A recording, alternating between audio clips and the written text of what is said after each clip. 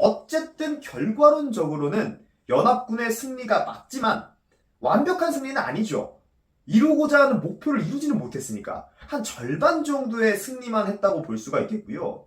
근데 승리는 해서 사기는 올라갔지만 가장 목표로 했던 동탁을 잡지 못했고 황제는 여전히 동탁이 모시고 있습니다. 지도상으로는 낙양과 장안이 그리 멀지 않아 보이지만 이 지도가 대한민국 경상도에서 전라도를 가는 수준이 아니에요. 그리고 이때는 지금으로부터 1800년보다 더 전입니다. 고속도로를 타고 이런 개념이 아니에요. 말 타고 걸어서 가야 되고요. 포장도로라는 이런 개념이 존재하지 않을 시기입니다. 상당히 먼 거리거든요. 이미 연합군은 각 이 위치, 본인들이 원래 있던 곳에서 낙양까지 오는 동안 많은 군량도 소모를 했을 거고 힘들단 말이에요. 생각을 해보세요. 내가 부산에서 서울까지 동탁 잡으러 갔는데 동탁이 서울에서 평양으로 또 가버렸어. 그럼 나는 고향이 부산까지 가야 되는데 평양까지 어떻게 갑니까? 이런 개념이랑 비슷하게 생각을 해주시면 될 것 같습니다. 그래서 이 동탁 도발군 18로 제후가 하나의 뜻으로 모였습니다만 이제 생각이 달라지는 거죠. 조조처럼 계속 동탁을 추격해야 돼.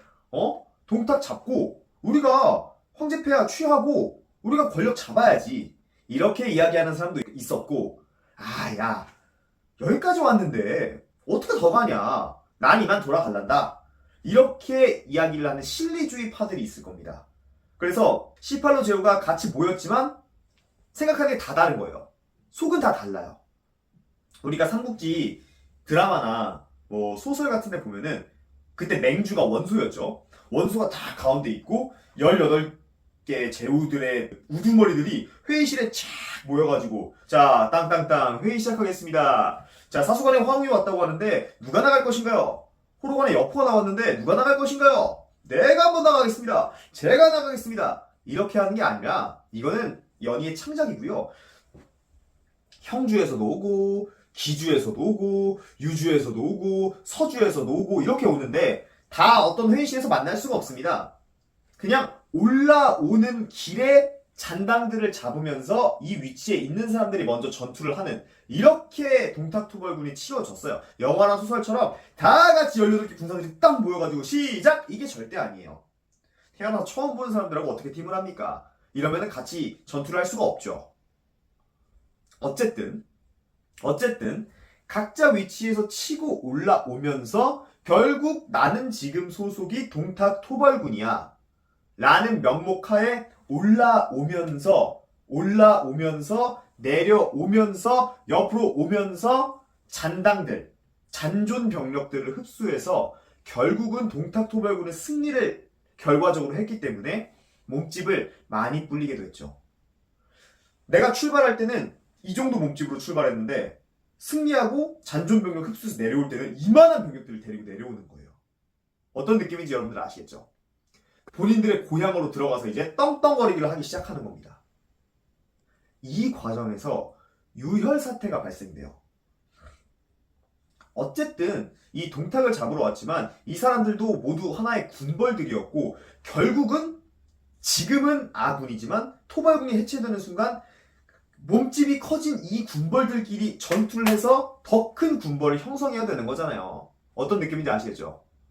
그래서 유혈 사태가 발생되는데 이때 여러 가지 사태가 있었지만 원소 그리고 원술이 가장 크게 대립을 합니다. 사촌동생 지간이지만 이 둘이 얽혀있는 스토리가 좀 있거든요. 원술은 정통 4세 30 원씨 가문이고 원소는 얼자 출신이에요. 원소가 원술보다 형이지만 원소는 정통은 아니란 말이죠. 그리고 원술은 정통이고 이 둘이 사이가 안 좋아요. 그래서 원소와 원술이 가장 큰 대립을 하는데 원소는 유표랑 같은 팀이 되고 원술은 손견과 같은 팀이 됩니다. 그래서 이 둘이 싸워요. 원소는 본인의 지금 근거지가 기주 쪽이고요.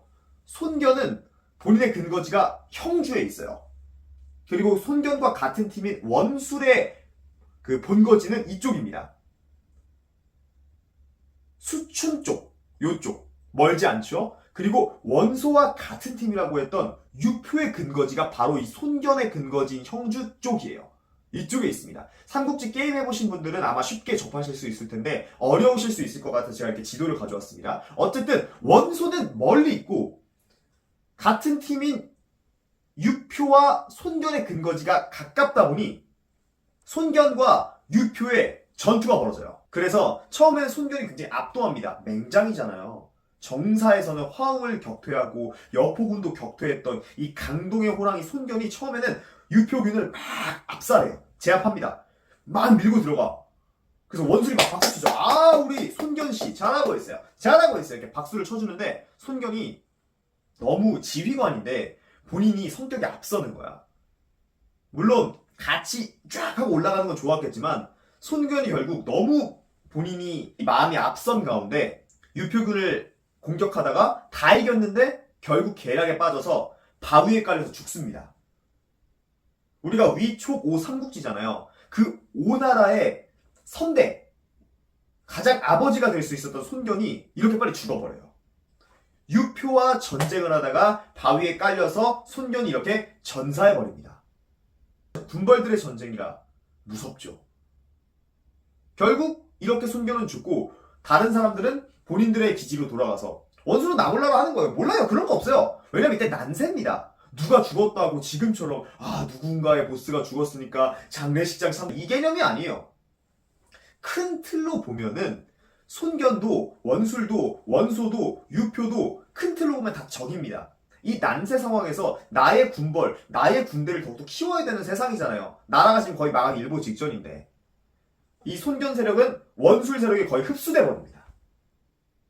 이후에 이제 손견의 장남인 손책이 활약을 하게 될 텐데 이건 추후에 제가 말씀을 드리도록 할게요. 여튼 다시 돌아가면은 이게 제가 지금 하나의 스토리로 여러분들께 말씀을 드리고 있지만 이렇게 큰 공간에서 펼쳐지잖아요. 이게 동시에 막 진행이 되고 있는 거예요. 여기서는 누가 죽고 여기서는 누가 장악하고 이런 스토리가 계속해서 이어지고 있습니다. 그래서 결국은 반동탁 연합은 해체되고 더욱더 큰 적군이 돼서 계속 본인들의 어떤 기지에 있는 이 군벌들하고 싸우는 거예요. 따지면은 가장 큰 빌런을 잡으러 갔다가 본인들만 강해져서 본인들끼리 이제 토너먼트 경기를 하는 겁니다. 그래서 이 주를 결국은 또 장악하는 강한 군벌들이 나중에 나옵니다. 그 군벌들이 우리가 알고 있는 원소가 될 수 있고요. 조조가 될 수 있는 거고요. 원술이 될 수 있는 거고요. 이 군벌들은 이 주를 통합한 군벌들이라고 이제 나중에 1라운드 승리한 2라운드에서 맞붙는 군벌들이라고 보시면 될 것 같습니다. 자, 이래서 원소, 조조, 도겸, 원술 이런 사람들은 본인들의 주를 통일했어요. 그리고 특히 이 중에서 강한 모습을 보이는 게 원소입니다. 여기 유주, 병주, 기주, 청주가 있잖아요. 원소가 나중에는 요 4개의 주를 다 통합해버려요. 원소가 대단한 사람이라고 말씀드렸잖아요. 그리고 조조는 약했죠. 한번 동탁한테 털렸잖아요. 본인 사병 10,000명 다 죽었잖아요. 그래서 이쪽에 보시면 여기 연주에서부터 시작을 하는데 어떻게 또 운이 좋아가지고 연주를 토너먼트에서 다 잡아요. 그래서 조조와 원소 이런 군벌들이 본격적으로 군웅할거 시대가 시작이 되면서 세력을 키우게 되는 겁니다. 당연히 동탁은 이 옹주 쪽에 황제를 데리고 장안 쪽에 위치하고 있는 거죠.